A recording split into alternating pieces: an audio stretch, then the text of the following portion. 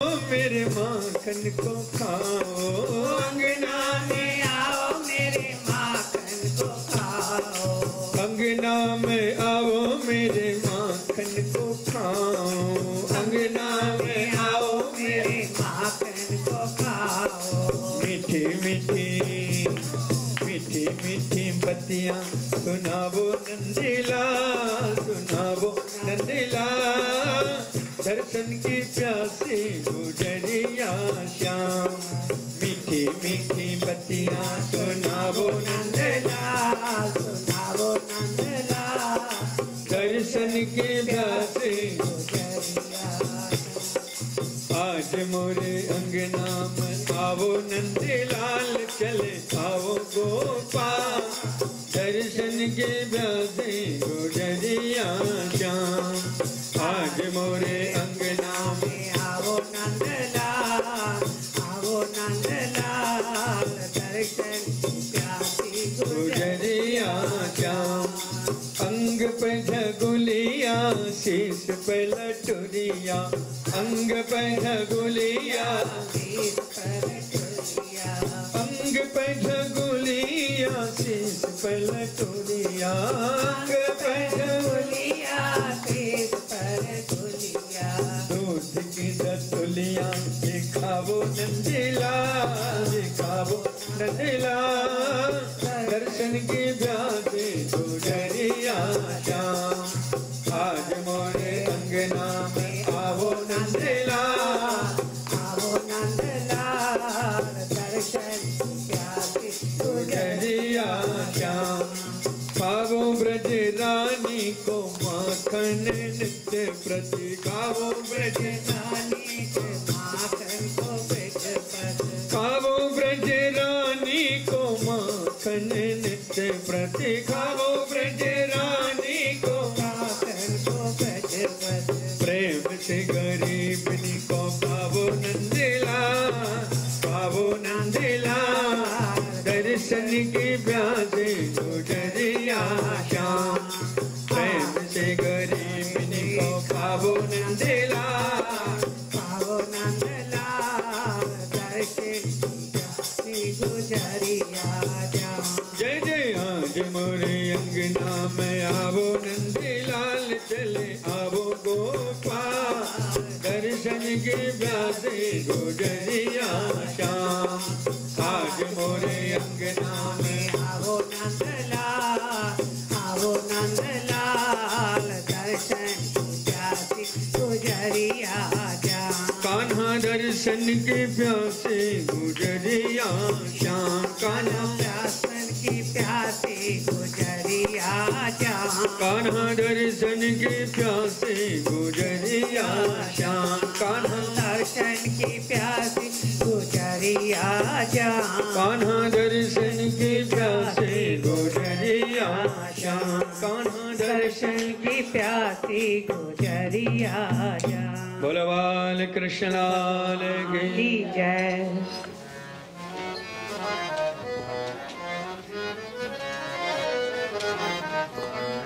प्रेम से बोलो राधे राधे। गोपियां सुंदर सुंदर गीत गाते हैं। भगवान ने विचार किया, अरे इन गीतों का आनंद लेने के लिए तो बैकुंठ को छोड़ के आए हैं। गीत हमारे गाए जा रहे हैं, हमारे लिए गाए जा रहे हैं, और हम गाड़ी के नीचे लटके हैं।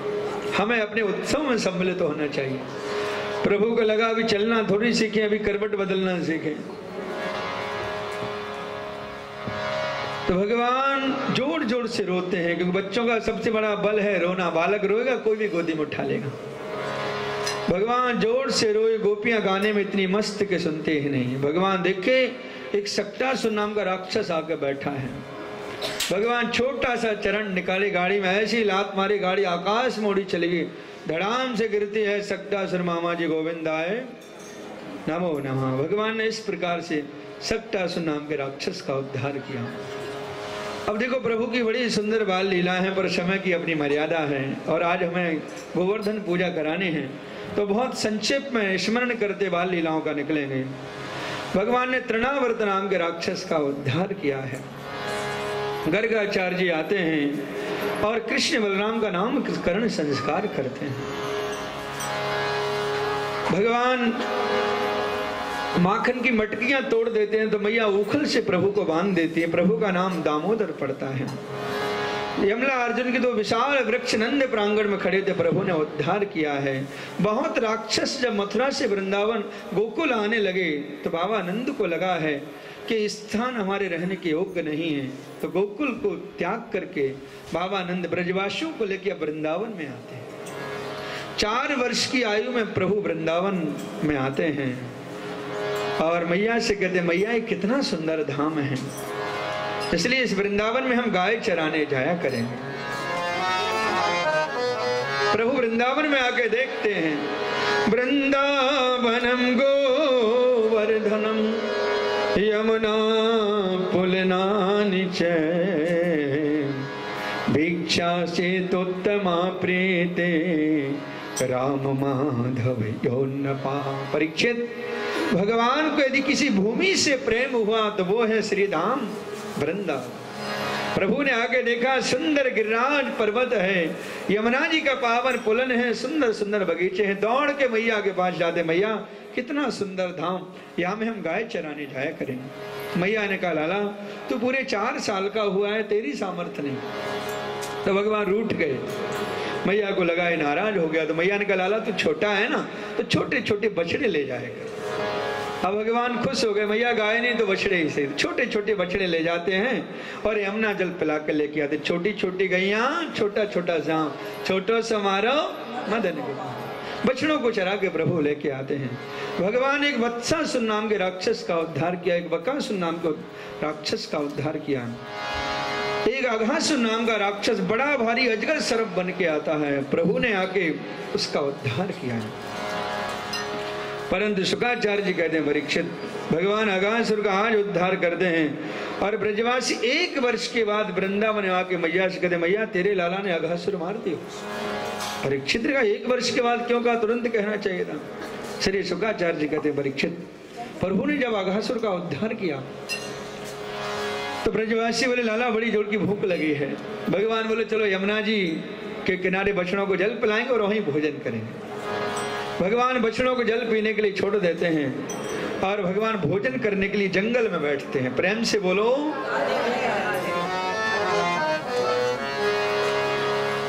सभी ब्रजवासी गोल चक्कर बना के बैठ जाते हैं, बीच में कन्हैया को बैठा लेते हैं। जो जो अपने घर से लेके आए हैं केले के पत्ते तोड़ के लाते हैं और उस पर भोजन परोस के बैठ जाते हैं। पहले स्वयं खाते हैं, अच्छा लगता है तो भगवान को खिलाते हैं। सभी देवता आकाश में आच्छादित के बड़े बड़े यज्ञों का भोक्ता ब्रजवासियों के बीच में बैठ के देखो कैसे भोग लगा रहा है। देवता प्रसन्न है। ठीक ब्रह्मा जी के मन में जिज्ञासा हुई कि हम भी दर्शन करके आते, क्या लीला चल रही है। और ब्रजवासी जब इस लीला का दर्शन, ब्रह्मा जी जब इस लीला का दर्शन करते हैं, ब्रजवासियों के बीच में भगवान बैठ के भोग लगा रहे तो चारों खोपड़ी चकरा जाती। हे भगवान, बड़े बड़े यज्ञों में वेद मंत्रों के द्वारा ब्राह्मण भोग लगाते, स्वीकार नहीं करते। भाई ब्रजवासी स्वयं खाते, झूठा करके भगवान को खिलाते। एक कैसा भगवान। ब्रह्मा जी को लगा ये भगवान नहीं हो सकते, पर एक खोपड़ी कहती नहीं नहीं, अभी अभी अघासुर नाम के राक्षस को मारा है, देव की मां की स्तुति करने हम गए थे। पर दूसरी खोपड़ी कहती झूठा खाने वाला भगवान हमने देखा नहीं। प्रेम से बोलो। और देखो भगवान को आप जिस भाव से देखोगे प्रभु वैसे ही दिखाई देते। ब्रह्मा जी को जब शंका हुई तो भगवान और भी शंका में डाल दिया। भगवान ने क्या किया, भोग लगाते लगाते मधुमंगल से भगवान ने कहा, लाला मधुमंगल भैया तू कुछ नहीं लाया अपने घर से? बोले लाया हूँ 4 लड्डू चूरमा के, 3 लड्डू मेरे पेट में, 1 लड्डू बचा है। भगवान बोले हमको नहीं खिलाएगा? बोले खिलाऊंगा, पर शर्त है क्या? वो लड्डू मैं अपने मुख में रख लूंगा, तो अंदर का मेरा और बाहर का तेरा। भगवान बोले दारी के ऐसे खिलाएगा? बोले तेरी अटकी पड़े तो खा। भगवान बोले अच्छा तू खिला कैसी, पर खाएंगे। और ब्रह्मा जी देख रहे थे। श्री दामा मुख में लड्डू रखा, लड्डू थोड़ा बड़ा था, मुंह थोड़ा ज्यादा खुला था। भगवान मुख से मुख लगाए और दोनों हाथों की उंगलियों से पूरा लड्डू बाहर। श्री दामा कहता देख कर, आधे लड्डू की बात थी, आधा लड्डू वापस, और भगवान भागते भागते लड्डू पूरा पेट के अंदर। आप ब्रह्मा जी जब देखे तो चारों खोपड़ी चकरा गए। हे भगवान, मुंह से निकाल के खा गया, ये कैसा भगवान। ब्रह्मा जी को लगा हम तो परीक्षा लेंगे। तो ध्यान दीजिएगा, भगवान की जिसने परीक्षा ली है वो फेल हुआ है। रामचरितमानस यदि आप देखते हो तो भगवती सती परीक्षा लेती हैं और रावण परीक्षा लेता है। तो सती जी को प्राण त्यागने पड़े और रावण का भी वंश नष्ट होता है। ब्रह्मा जी के साथ क्या होता है, ध्यान से सुनिए, प्रेम से बोलो। ब्रह्मा जी ने क्या किया, जितने बछड़े थे सब को चुरा करके ले जाते हैं, योग माया में ब्रह्मलोक में सुला देते हैं। ब्रजवासी लाला बछड़े नहीं दिखाई दे रहे। भगवान बोले तुम भोग लगाओ, हम जाते हैं। भोग पाते पाते भगवान जंगल में सांप पानी कबल में चल पड़े और इधर ब्रह्मा जी आए, ब्रजवासियों को उठा करके ले जाते हैं, उनको भी सुला देते हैं योग माया के निद्रा में। भगवान ने देखा कि उधर बछड़े नहीं, इधर ब्रजवासी नहीं। भगवान समझ गए हमारी परीक्षा ली जा रही है, तो परीक्षा देनी चाहिए। तो भगवान ने क्या किया, जितने ब्रजवासी थे, जितने बछड़े थे, उतने ही रूप बनाते हैं। और जिस ब्रजवासी का जैसा स्वभाव था, स्वभाव भी वैसे, जिसके बाद जैसी लाठी थी, जैसे वस्त्र थे, और एक दो दिन के लिए नहीं, एक वर्ष तक लीला चलती रही। नित्य ब्रजवासी घर आते हैं, नित्य जंगल को जाते हैं। एक वर्ष के बाद ब्रह्मा जी के मन में जिज्ञासा हुई कि चलो चल के देखते क्या हो रहा है। ब्रह्मा जी देखते हैं वही खाना पीना खेलना कूदना सब कुछ वैसे ही चल रहा। ब्रह्मा जी को लगा ये सब तो ऊपर थे, यहाँ कैसे आ गए। दौड़ लगा के ऊपर जाते हैं, फिर नीचे आते हैं, फिर ऊपर जाते हैं। ब्रह्मा जी निर्णय नहीं कर पाते कि ये सत्य है कि वो सत्य है। सत्या के कतरे ने तुम ज्ञातुम नेष्टे कथंचना, ये सत्य है कि वो सत्य है। अंत में ब्रह्मा जी समझ गए साक्षात भगवान है, अपराध बन गया। असली ब्रजवासी बछड़ी लेके आते हैं तो भगवान जितने नकली रूप बनाए थे अपने में तुरोहित कर लेते हैं। ब्रजवासियों को लगा अभी कुछ क्षण की बात है कि प्रभु ने अगासुर का उद्धार किया। एक वर्ष का समय ब्रह्मलोक में व्यतीत होता है। प्रेम से बोलो। ब्रह्मा जी असली बछड़े ब्रजवासी छोड़ के ब्रह्मलोक में जाते हैं, तब तक भगवान एक लीला का दर्शन और कराते हैं। क्या? भगवान नकली ब्रह्मा बन के ब्रह्मलोक में पहुंच जाते हैं। द्वारपालों को बुला के बोले सुनो, आज के नकली ब्रह्मा बहुत घुमा करते हैं, हमारी शकल का कोई दूसरा है ना, धक्का मार के बाहर कर देना। द्वारपालों ने कहा ठीक है सरकार। ब्रह्मा जी दाढ़ी पर हाथ फेरते हुए ब्रह्मलोक में अंदर जा रहे थे। द्वारपाल बोले ए बूढ़े बाबा कहाँ घुसे जा रहे हो। ब्रह्मा जी ने द्वारपालों से कहा अपने स्वामी मालिक को क्या बोलते हो। द्वारपाल आपस में हंसते, भैया हमारे स्वामी जी की शकल देखो, देखो कहां से पाखंडी बन के आ गया। द्वारपाल ने कहा सुनो, हमारे स्वामी जी अंदर बैठे, गड़बड़ करोगे धक्का ही मारेंगे, भागो ऐसे। ब्रह्मा जी को लगा अंदर आके कौन बैठ गया। ध्यान लगा के ब्रह्मा जी देखे तो भगवान हृदय में प्रकट हो गए, मुस्कुरा के बोले कहो ब्रह्मा जी कैसे रहे, तुमने ब्रजवासी बछड़े चुराए, हमने तुम्हारी गद्दी ही चुराई। ब्रह्मा जी ने द्वारपालों से हाथ जोड़ के कहा भैया जो अंदर बैठे हैं ना वही असली ब्रह्मा जी, हम तो नकली हैं, पर हमारा उनसे निवेदन जाके करो कि हम उनका दर्शन करना चाहते हैं। द्वारपालों ने कहा ऐसा बोलो, तुम तो मालिक बन के अंदर जा रहे थे। द्वारपाल अंदर गए, भगवान को प्रणाम करके बोले सरकार एक नकली ब्रह्मा आया है, आपका दर्शन करना चाहता, क्या आज्ञा, अंदर लेके आए वहीं से भगा दें। भगवान ने कहा अंदर भेज दो। ब्रह्मा जी अंदर जाते हैं और प्रभु वहां से भी अंतर्हित हो जाते हैं। तब ब्रह्मा जी को लगा कि सचमुच प्रभु बहुत रुष्ट हैं, चल के क्षमा मांगनी चाहिए। प्रेम से बोलो। तब ब्रह्मा जी ब्रज में आते हैं और 40 श्लोकों में नतमस्तक होकर भगवान से बारंबार क्षमा मांगते हैं। और ध्यान से सुनिएगा, ब्रह्मा जी की वाणी में साक्षात सरस्वती का निवास, और विधाता ब्रह्मा स्तुति करें तो कहना क्या। हाथ जोड़ के नतमस्तक होके ब्रह्मा जी बारंबार क्षमा मांगते हैं।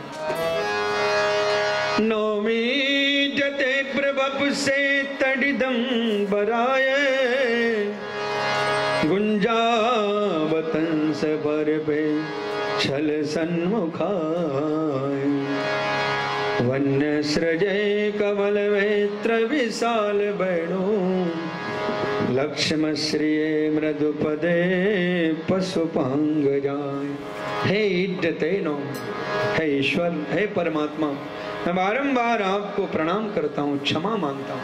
प्रभु, आपका श्री अंग हल्का नीला है और उस पर पीत पीतांबर इतना सुंदर लग रहा है जैसे नीले आकाश में बिजली चमकती है।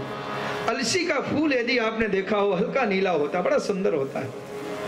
और प्रभु का श्री अंग बिल्कुल हल्का नीला और पीत पीतांबर इतना सुंदर लग रहा है जैसे आकाश में बिजली चमकती है।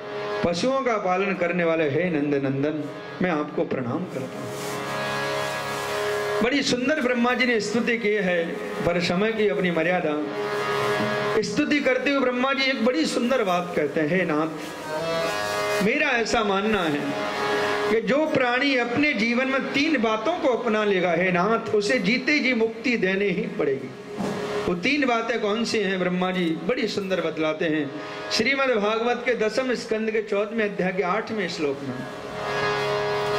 तत्तेनुकंपां सुसमीक्षमाणो भुञ्जानैवा त्वकृतं विपाकं हृदवाग्वपुर्भिर्विदिदन्नमस्ते जीवेत यो मुक्ति पदे सदाय भान।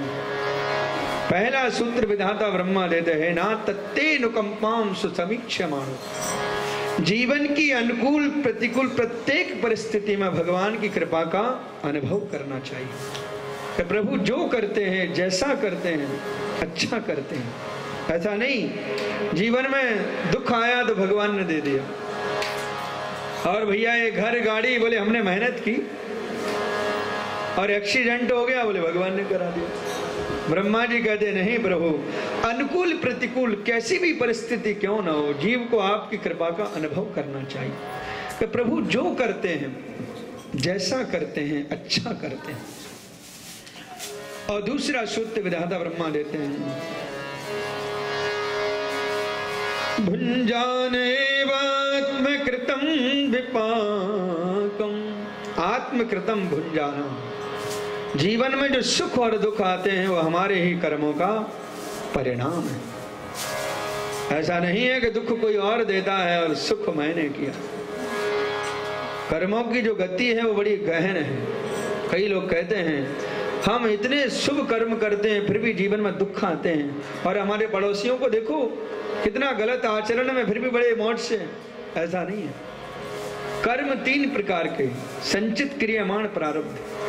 अभी कर रहे हैं, क्रियमाण है, इकट्ठे हो जाए, संचित फल देने लगे, वो प्रारब्ध है। पहले जो करके आए वो अब भोग रहे हैं, अब जो कर रहे हैं वो आगे मिलेगा। भाई किसान आज बीज बोएगा तुरंत फसल उसको नहीं मिलेगी, प्रतीक्षा करनी पड़ेगी 4-6 महीने की। तब तक क्या खाएगा? वो पहले फसल जो तैयार कर लिए, पहले जो करके आए वो अब मिल रहा है, और अब जो कर रहे हैं वो आगे मिलेगा। और जीवन में जब बहुत दुख आए तो सोचना चाहिए कि हमारे पाप नष्ट हो रहे हैं। भाई देखो, आपसे हम पूछेंगे आपको पाप नष्ट करना है कि पुण्य नष्ट करना है, तो हर व्यक्ति कहेगा हमारे पाप नष्ट हो जाएं। तो पाप दुख देकर के ही जाते हैं। जीवन में जब बहुत तकलीफ आए, कष्ट आए, तो सोचना चाहिए कि हमारे पाप नष्ट हो रहे हैं। दुःखिष्यति पापम क्षीयति। और बहुत सुख सुविधा आए तो सोचना चाहिए पुण्य नष्ट हो रहे हैं। उस समय भी सावधान रहना चाहिए। इसलिए एक संत ने कहा है ना, दुख में तड़पो नहीं, सुख में फूलो नहीं, प्राण जाए मगर नाम भूलो नहीं, मुरली बाले को मन से रिझाते चलो, कृष्ण गोविंद गोपाल गाते चलो। याद आएगी हरि को कभी ना कभी, श्याम दर्शन तो देंगे कभी ना कभी, ऐसा विश्वास मन को दिलाते चलो, कृष्ण गोविंद गोपाल गाते चलो। जब बहुत तकलीफ आए तो सोचना चाहिए हमारे पाप नष्ट हो रहे हैं। इसलिए ब्रह्मा जी कहते हैं कि सुख और दुख हमारे ही कर्मों का परिणाम है। प्रेम से बोलो राधे राधे। हम जो करते हैं वही हमारे सामने आता है। एक उदाहरण से समझे। एक बार एक व्यक्ति जा रहा था, जंगल से निकल रहा था। चलते चलते उसने देखा कि बड़ा सुंदर एक आम के फलों का बगीचा, बड़े मीठे मीठे पके आम लग रहे हैं। तो मन में आया कि भाई फलों को खाना चाहिए। इसने इधर उधर देखा कि आम को कोई बगीचे को देख रेख करने वाला नहीं है। अब देखिएगा, जरा ध्यान से सुनेगा। आम के फलों को किसने देखा? आंखों ने। तो क्या आंखें चल के जा सकती हैं क्या? तो पैर चल के गए। पैर चल के वृक्ष के पास पहुंचे तो पैर फलों को तोड़ सकते हैं क्या? नहीं, हाथों ने तोड़ा। अब हाथों ने फल को तोड़ लिया है, आम के फल को, पर स्वाद हाथ भी नहीं ले सकते। तो दांतों ने चबाया, जीवा ने स्वाद लिया। अब जीवा ने स्वाद लिया पर जीवा रख नहीं सकती, तो पेट ने रखा। भाई आंखों ने देखा, चल के पैर गए, हाथों ने तोड़ा, जीवा ने स्वाद लिया, पेट ने रखा। और जैसे उसने आम का फल खाया और अंदर गया, इतने में वो बगीचे का माली आया। उसने देखा कि इसने आम के फल खाए, पीछे से 2-3 डंडे जोर से पीठ में मारे। पिटी बेचारी पीठ। अब पीठ की क्या गलती है? भाई आंखों ने देखा, चल के पैर गए, हाथों ने तोड़ा, जीवा ने स्वाद लिया, और पीठ बेचारी पिटी। 4-5 डंडे पीठ को। एक संत से एक व्यक्ति ने प्रश्न किया कि महाराज ऐसा क्यों करे, कोई भोगे कोई? पीठ की क्या गलती है? महात्मा ने कहा थोड़ा आगे बढ़ो। बोले आगे? बोले पीठ में जब डंडे पड़े तो आंसू किसके आए?